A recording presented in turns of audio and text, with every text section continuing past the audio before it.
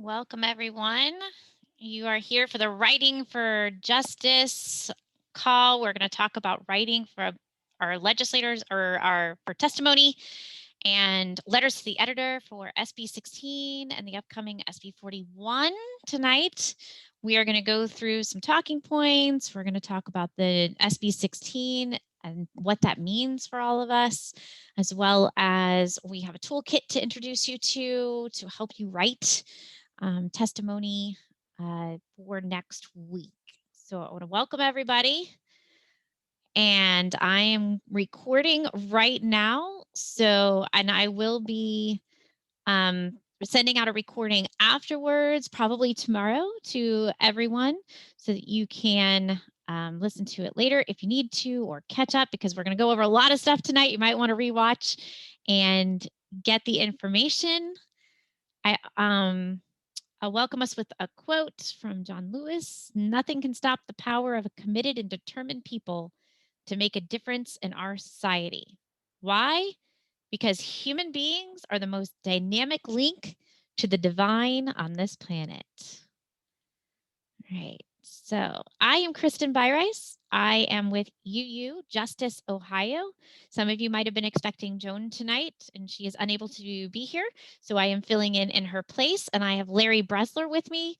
He is also here and going to co-host with me to present the information tonight to you. This is a partial information workshop, and then it'll be a writing workshop. So you'll have some time to write tonight and ask questions if you want to while we're on the call. So we're going to do some action and we're going to do some education tonight. Sometimes it's hard to do the action without the information. So I am going to turn this over. I'm going to stop share and turn this over. Larry, I would love it if you would introduce us to what SB 16 is and what challenges that may bring for us should it pass through the State House, if you are ready. And I see you are muted, so you'll need to unmute yourself.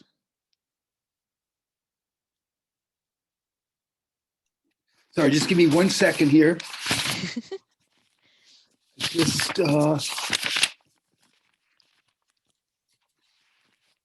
I do have some slides, if that might be helpful. You're welcome to, but I've got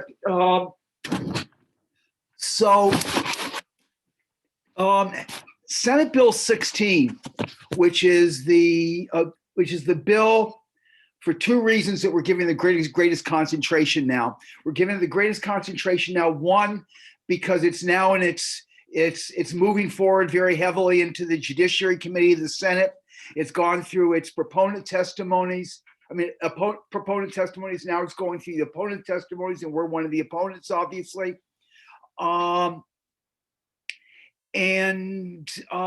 also, of the four bills, and there are four bills out there, none of which we like, this is the worst. And so there are two particular aspects that are very, very concerning to us. The first one is it makes it a felony for protests that block roads or sidewalks. Historically, people, as a matter of civil disobedience, frequently have blocked roads or sidewalks. Sometimes it's even been done, with kind of some eye winking with the police, so that you tell the police beforehand, we're going to block the road. They come over and they arrest you. You make your statement. You get to the press, and you may or may not spend a little time in jail, like a day or so, or you just get a fine. And that's been the end of it. And it's been a way that people to make a statement that has happened. Well, now under this bill, if you block a road or a sidewalk and there's four or more of you, then it becomes a riot.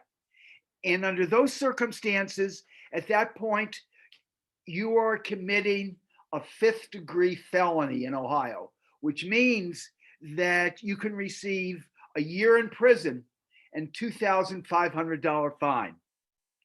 Horrible situation. And it's clearly something that it's just something that we want to be able to fight and stop very quickly. Secondly, the other really horrible part of this legislation, and there's a lot of other pieces which aren't nearly as bad, but the other part of this is for organizations who support protests. That could be as much that could be much as a third-degree felony, punishable up to 8 years in prison and a $15,000 fine. And by helping people do it, there's all kind of ways that are very illegal, that would be illegal under this. It would be called a corrupt activity. And there are ways. So if you help to fund, if your church or if your organization help to fund an activity that that was deemed a riot. And again, a riot is so loose in Ohio. A riot includes yelling, 4 or more people yelling profanities at somebody. A riot in Ohio means, as we talked earlier, blocking a sidewalk. A riot, a riot is 4 or more people just causing problems. But certainly it's in terms of the context we're doing. If you're doing a protest that may be marginally against the law, that would be called a riot. And then under those circumstances, an organization, as I say, that help to fund it could do it. If they help to organize it,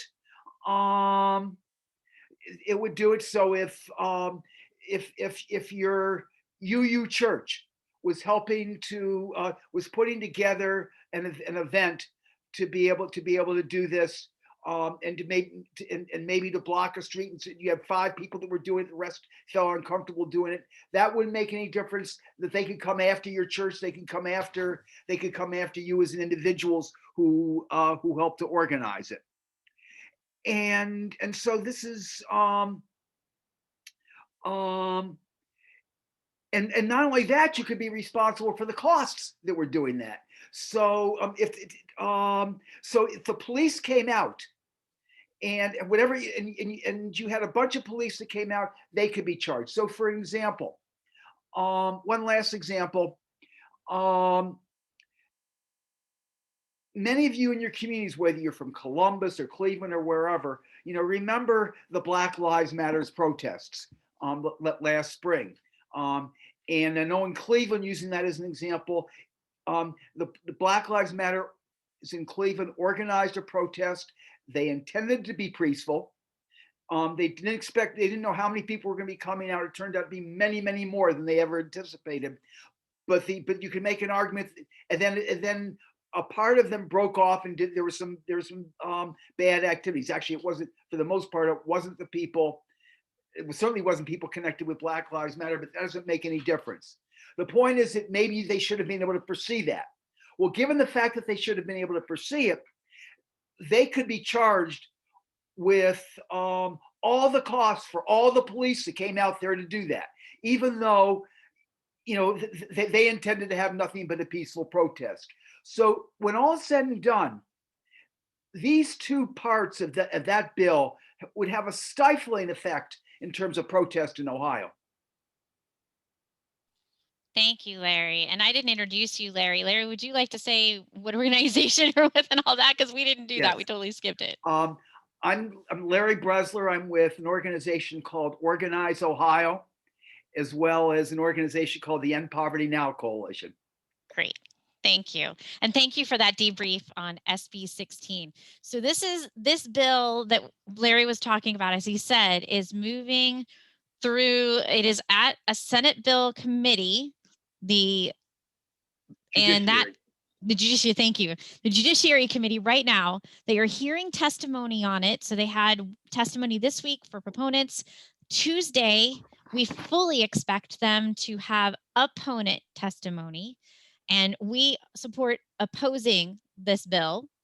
So with the information that you've just heard, we are going to take that information, and our ask for you and our action for tonight is to turn that into testimony, a written testimonial with your own personal story, your own personal information, and why this bill is a problem for Ohio, why we do not want to see it pass. How is this going to affect protesting in Ohio? How is this going to affect you as a person who's in the state of Ohio, or an organization that you work with, volunteer with, are part of. We're going to put that into a written form and send that in. We're asking everybody who can, and to please share this information with everybody you know that would be interested in opposing this, to send this in by Monday at 3 p.m. And I have all the information for you. So first, let's talk about a few things to remember in talking points and what might get you heard as you are writing your testimony. So some of the things that we have been, like, I've been pulling information from around the internet and different resources and things. When you're talking about anti-protest bills, there are some general regular rules that you want to think of. We want to talk about public witness or peaceful protest. So the goal here is for us to be allowed to do peaceful protest, public witness. That is something we've all been doing. I know as you Justice Ohio, we have been known to go to the State House and to talk to legislators. We've been known to march. We've been known to create rallies, things like that. But as an organization, we are now threatened with high fines and felonies should we continue to do that work. So if we always, but we aren't asking people to be violent. We aren't asking people to destroy property. We don't support those things. Most people who organize a rally or protest of any kind, it's always, almost always, peaceful. And that is what we try to do. However, this bill being 4 or more people who intend to commit a crime like blocking traffic, which blocking traffic is something that we do for protests all the time. It's been done for centuries. Since the 1800s, we've been doing that in protests. But they're trying to put that on the line here for us. But putting it in terms of peaceful protest, that's the thing that they don't want to take away. That's our First Amendment right. That is freedom of speech. Freedom of speech is another term that you can use to talk about this as well. Freedom of speech is something people know, people can relate to. The First Amendment is a little bit official, but when you say my freedom of speech, that gets a little bit more of attention. So just a few words, jargon that I feel like will help us, and I have been told and read, will help us get the point across. So those are two things I want you to keep in mind as you're writing. Also, we know we have a history of civil rights in this country, of being able to protest, of people getting actual legislation accomplished through protest. It is a history. It is a long time history, from civil rights protests to LGBTQ. All of these issues that we have done, we have a long history. We've been protesting for a long time in this country. It's really, really important to this country to be able to do that. So bringing up historical references, if you can, is a great idea to bring that in. And bringing your own personal story. If you have protested, if you have organized a protest, if you have been arrested for a protest, and that alone as a misdemeanor was a challenge for you in your life and a disruption to you, it's going to be worse with a felony conviction. And you can draw that line. Now you're talking loss of employment for many people. You're talking loss of some benefits for people at the felony level. We're not going to want to go out and protest and use our right to free speech if these things are in place. It will chill out. Another good term. It'll chill our rights. So these are kind of the things to keep in mind as you go through this, as you write. To help you write, yes, I see that. Our country was founded on protest. The country, our Constitution was written in protest. It's an American thing to do. It's what we do. Absolutely. So we do have for you tonight a toolkit to help you craft your writing. And I'm going to put that in the chat. right now so that you can click through if you would like to go to that toolkit. This is our testimony toolkit that we put together. There's a lot of information in here. I'm going to share my screen so you can see what it looks like, because it's easier if I do that. So this is what the toolkit looks like. I want to pull up my chat so I can see any questions that happen. And Larry, if you see any questions that I need to answer that I missed, please let me know. In this toolkit, there's quite a bit. If you can see on the left-hand side of my screen over here, that's basically a way to click through the different pieces. If you want one piece, you don't need all of it. You just need a piece. Like a lot of people, if you've ever written testimony before, this is something you've done 100 times or so, you already know how to do it. We do have a sample testimony there for you. So you can see a couple sample from SB 33 that we put through there for you. So you can look at some of those.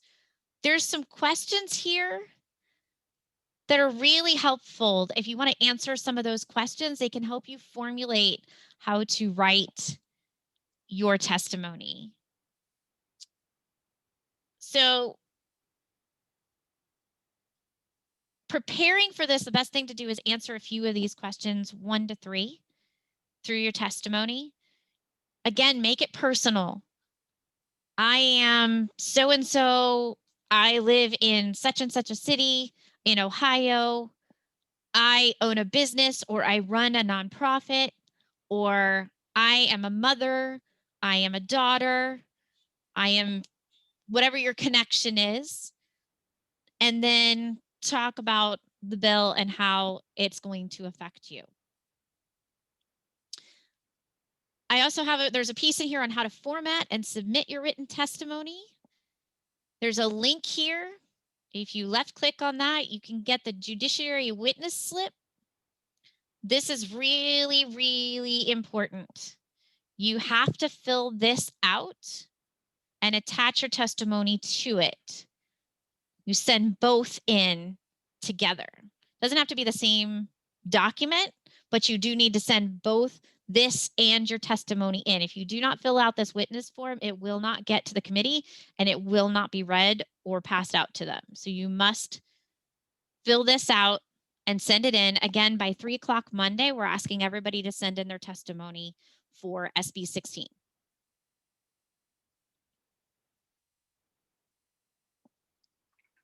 Somehow I've got annotation going up on my screen. Sorry about that. All right. And so you're going to send this to the Judiciary Chair's office. Ohio Senator Nathan Manning is the Judiciary Chair. His aide is Kate Millen, and you're sending it to Kate. You do not have to have an organization to be affiliated with. You can be a mother, you can be a sister, you can be a brother, a friend, you can be, just give them who you are in the state of Ohio. I am this person, and if you're a part of a part of a faith community and it'll affect them, however it might affect you. Like might say, I'm part of UU Justice Ohio. I work with UU Justice Ohio, and I am a community organizer. My position has sent people for protest, for peaceful protest. And now this bill would quash that. And I am in opposition. Make sure you clearly state that you are in opposition. Preferably right at the beginning. Yes, right at the beginning. That first paragraph. I am so-and-so, and I live in such and such a city in Ohio. I oppose SB 16.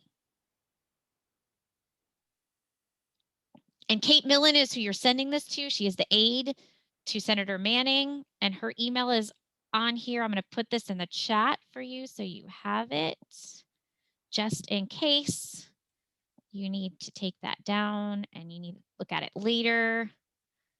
That is now in the chat. And again, by 3 p.m. on Monday.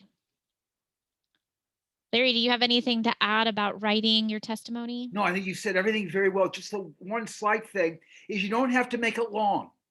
In fact, I wouldn't make it long. I think the longer you make it, the less likely it is people are going to read it. But the idea of telling personal story or making it personal is critical, but you don't have to make it long. Right. Thank you for that. So that's the crux for the first piece of writing that we wanted to talk about tonight. I am going to stop here, and I'm going to see if there's any questions about SB 16. We are recording, just so you know. You can put them in the chat, or you can unmute yourself and ask. But if there are any questions about SB 16 or writing the testimony, feel free to ask them now.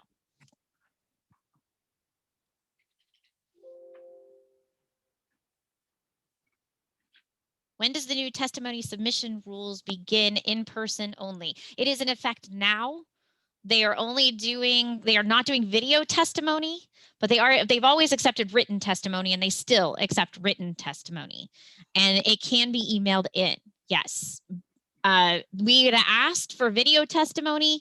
We had asked to be able to do testimony by Zoom. They have decided to completely not allow that at this time. We're still trying to push for that. But it is not at this time available to us, even though I feel like that should be something that's available all the time, COVID or not, for people who can't make it to the State House. This is something that has not been allowed. So written testimony, I do not encourage people to go to the State House to testify because of COVID and because people are not wearing masks in the State House. If you are willing, if you want to take that risk, that's up to you. I do not encourage that. We do not encourage going out to a potential health risk to testify, but written testimony will be spread around. It will be shared with all of the people on the committee. It will, and Jerry or Larry, do you know if they read it out loud? I can't hear you. You're muted. You're muted. They do not. I don't think they don't. read it out loud. No, Okay. When I've been there, but it is a matter of record. It has gotten to all the committee members, and eventually when there's a record of all those who opposed and proponent and opposed, that's counted among those. Yeah. Right. There you go. Yeah. Other questions? I just wanted to bring up one thing. You're kind of in a strange situation because if you're in a demonstration and then whatever happens, if some people who are like into fighting the police or whatever show up and start a disturbance, or the police start a disturbance, which is more often than not the situation, it's kind of like all the other people and organizations are harmed by that. You're kind of at the mercy of some people that, and you get 1,000 people together for a football game, and you're bound to find 10 losers who are going to go and start trouble or something, or get drunk or so. So that's the quandary that you're in with these demonstrations. It's an open event. Anybody can come, both the good and the bad. Yeah. And that is something that. And just another thing, I think what actually they're trying to do, they will go and always say, they'll shout from the rooftops, we are for peaceable demonstrations and everything like that.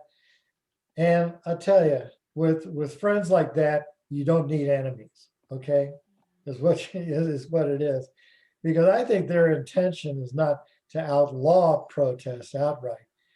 It's to smother protest, like the letter that I sent to you today, Chris. I would 100% agree with it. That's why we use that word chill. It makes us not want to protest. It makes us not want to go out there, and it's a threat.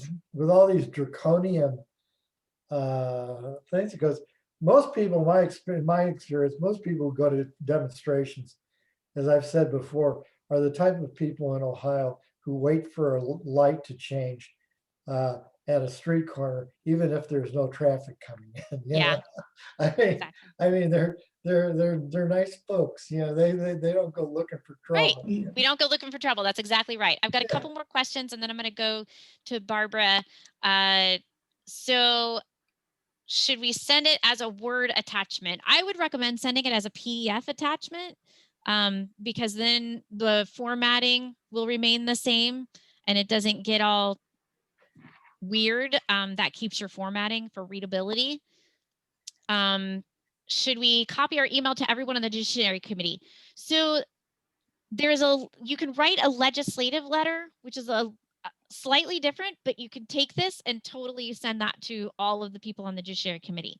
They should get a copy. It is admitted into record, so they should all see it anyway because that's what testimony is. They're all supposed to be reading this testimony, but you are welcome to also send it to them as a legislative letter to say, you know, I oppose this. Absolutely. Don, love your suggestion of making a video of your own, posting it online to encourage other people to go out and do this testimony and send in testimony. Absolutely, 100% great idea. Does the language written into this bill apply to those protests that take place on private property or that of an industrial utility owned property only? So Scott, you might be thinking of SB 33, which recently passed in January, which does go into effect in April and prohibit and actually has higher fines, felony convictions as well, very similar on any kind of what they call critical infrastructure. So that is a utility owned property, a pipeline, injection well, and in some places it even says telephone poles are included in that. So that's a large bill also that has more in it as well, and that's specifically for those critical infrastructure sites. This takes that, expands on it, gives the police the right to sue in a regular protest in a city, in a town, on the street, even on the sidewalk. And one of the things that we've talked about in this is if you're protesting, say, on the state capitol, and it's a large protest and you're in a big group, and that big group is moving around and you're on the curb, and then you're pushed into the street and the police officer says you need to get back on the sidewalk, but you can't get back on onto the curb because there's too many people in your way. You are now in the street and you are now considered to be at a riot, and you are now considered to be, you could have that felony conviction against you. So it's that easy for them to say you're at a riot and now you have a felony conviction on your hands and a large fine. So I'll go to Barbara. What was your question? Yeah, my question is, what do we know so far about how effective this approach is in terms of swaying, influencing legislative votes? Larry, do you want to address that? And you're muted. Yes. Okay. It's always going to be an uphill battle with the Ohio General Assembly, just because of the makeup of the Ohio General Assembly, which is year by year gone more to the right and more to the right. Having said that,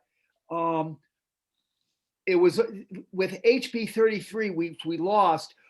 We came pretty close to winning that. It was because of the humongous support involvement against it, including the testimonies, which were overwhelmingly against it. And I think that the testimonies are one major tool in terms of fighting it. I think we're going to have to do a whole lot more, getting the press behind us and doing all kinds of other things.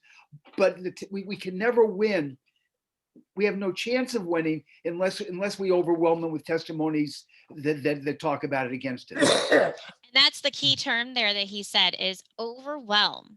So the more people we have sending in testimony, the more of a statement that makes. Normally we would be at the State House and we would pack a room with people and we'd be all hanging out there waiting to testify, and they would have to wait, you know, they get as many in as possible, and it'd be testimony after testimony after testimony.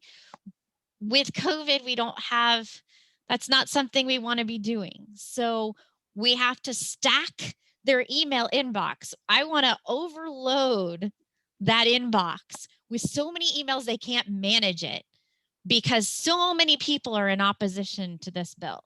So that's why it's important for not only you to be writing this letter tonight and this week, it's also important for you to get everybody else you know on board with writing this testimony. We have to flood inboxes. We have to flood the legislature inbox. We also have to flood the letter to the editor inboxes as well as testimony inboxes. There's so much that we can do if we just pile it up.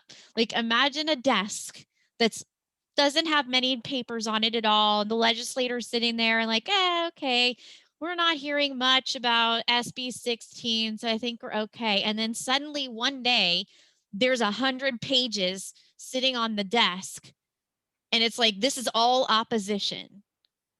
That's a statement.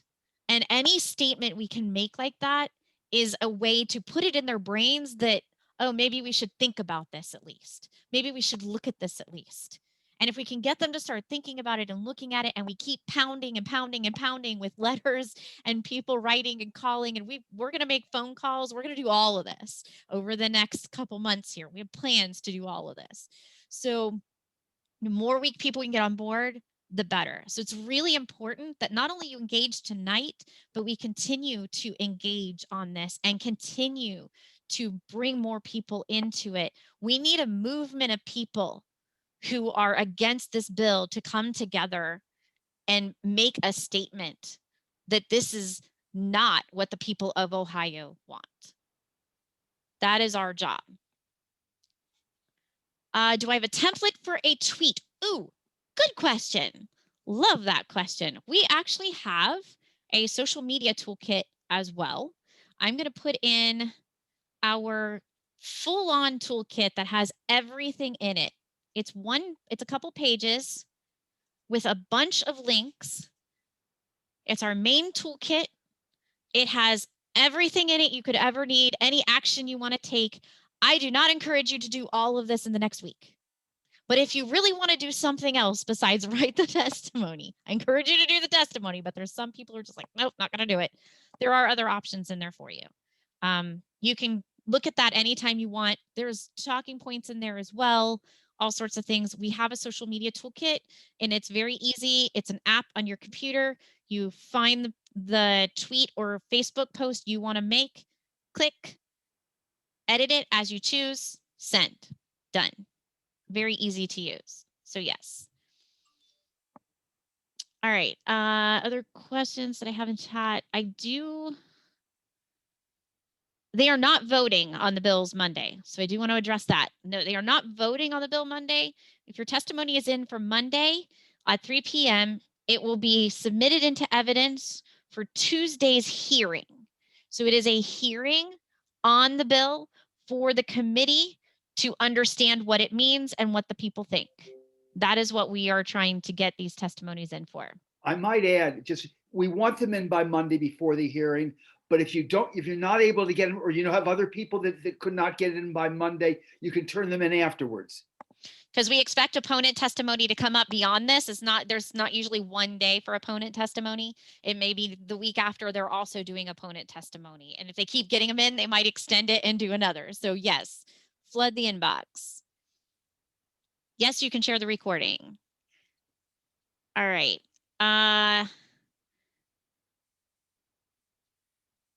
SB 33 and how 16 piggybacks on it. So SB 33 specifically does critical infrastructure sites. SB 16 is taking that beyond, but it's all the same. Larry, do you want to address how the two of them are like very similar bills and how they piggyback on each other? Well, they certainly piggyback on each other,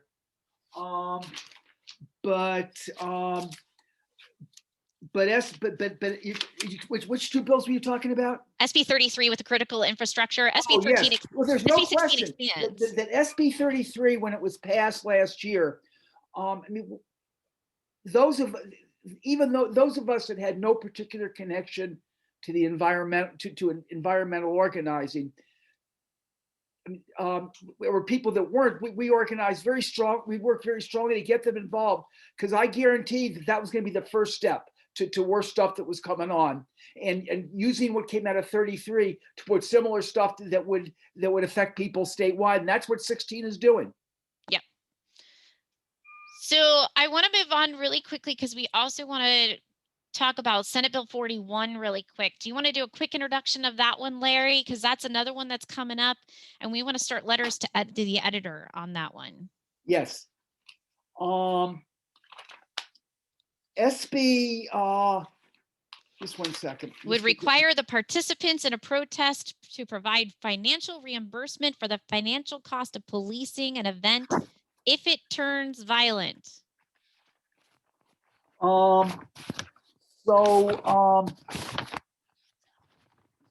Restitution one. So SB 41. I'm getting these. Yeah, I can kind of cover that. Why don't you begin to cover it, and then I can add. Yeah, so basically this is one that specifically is only for police response. So if you have a group like Larry mentioned in Cleveland that is protesting peacefully protesting, staying on the sidewalks, not going into the street, peacefully protesting on maybe the State House or in Cleveland, wherever, but somebody next to it decides to go violent and it's not part of the protest, but it's right there near it, then the cost of policing can be put on people at the protest. Is that correct, Larry? Yes. That the big part of that is the requirement of restitution in terms of 41. Say more about that. What does that mean? Okay. So what we're talking about is if there's any property damages, or even if it's temporary, that you can be that you can be, if there's 3 or more people involved, 4 or more people involved, as we talked about. It's the idea of being a riot again. And so if you use chalk, interestingly enough, that they say if you can be permanent magic, it can be permanent damage or temporary, and if you do, that you're gonna have to pay restitution for anything that happens. So if a protester marks up a door, interestingly enough, they exempt sidewalks in this, because otherwise somebody who's putting together a hopscotch thing on a sidewalk could be charged with restitution for cleaning that up. But right now, if a protester marks up a door or a window outside of a government building, so it could be a branch library, it could be a school, it could be, so if you did it on a wall or you did it on or you did it in a door, and just with chalk or an indelible or a marker that you could wipe right off, an erasable marker. That the protester will be responsible for paying back all of the costs. Now, isn't this also policing costs? So if they have to bring out riot gear and they have to add extra policing, you could be charged for extra policing if it goes violent, whether your group did it or not? Yes. Okay. That's what I thought. And in addition, as you said, that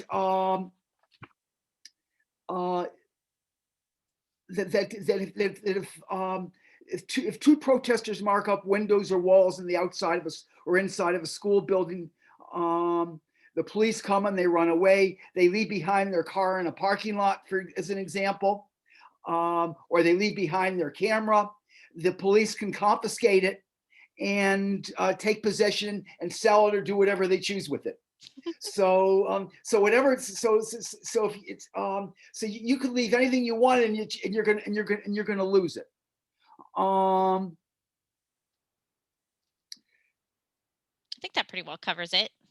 Yeah. I think that because it's not as big of a bill as SB 16. SB 16 is like everything in the kitchen sink. If you are doing anything protesting and it's 4 or more people, now you're in trouble. Yeah. So in a nutshell, it does 2 major things. One is the restitution, and the other is even if you use a magic marker or if you deface, for God's sake, a parking meter under this, that you could get you could be punishable to 6 months in jail and a $1,000 fine. Wow. It's yeah. Any kind of damage, and whether you did it or not, like if you were near it. And this is the part where I find that the cell phone thing, like when January 6th happened at the Capitol, they used cell phones to track people and find them within the building, and they knew who was in the building because of their cell phone tracking. So you could be at a coffee shop across the street and not part of this actual protest, and because it went violent and there was damage, you're now liable because your cell phone said you were there. This is the kind of thing they can start bringing in. This is the kind of thing that it gets really tricky, and it makes it a lot harder to decide whether you want to go. Or actually, it makes it harder to decide to go to a protest. So with SB 41, because we expect that to be coming up soon. It is up. Oh, it is up. Okay. It's having its proponent testimony on Tuesday. Okay, so because it's starting with proponent testimony, which we are opposed, so we're not going to be sending for that, we're asking for a letter to the editor. So this week, testimony for SB 16. Next week, letter to the editor for SB 41. And I just put in the link to the toolkit for the letter to the editor. Again, very similar. So that you can follow along. It has format and how to do that. It also has a link to lists of newspapers and places to send it as well. So you can use the toolkit for that as well. Thank you, Larry, for that rundown of SB 41. These are the things we're asking for right now. And Randy, I loved your suggestion. Get 100 people to do it. Get 100 people to write a testimony letter for Monday, if you can. Get 100 people to write letters to the editor. See if you can get as many people as possible, again, flooding the inboxes. If we had 100 letters to the editor around the state in multiple cities, 10,000 even, like if we gave 1,000 of them even, 10 people get 100 people to do it, we get 1,000 letters going to letters to the editor. They're spread all over the state and all the different publications. That sends a message. Like everybody's like, wait, I'm hearing this here and I'm hearing this. There was a letter to the editor in my city too. The committee gets wind of those things. This is things that are huge. If we can have an effort across the state to do this, we make an impact. And that is the goal. So I'm gonna stop the recording right now. Where's the recording? And then I'm gonna open it up for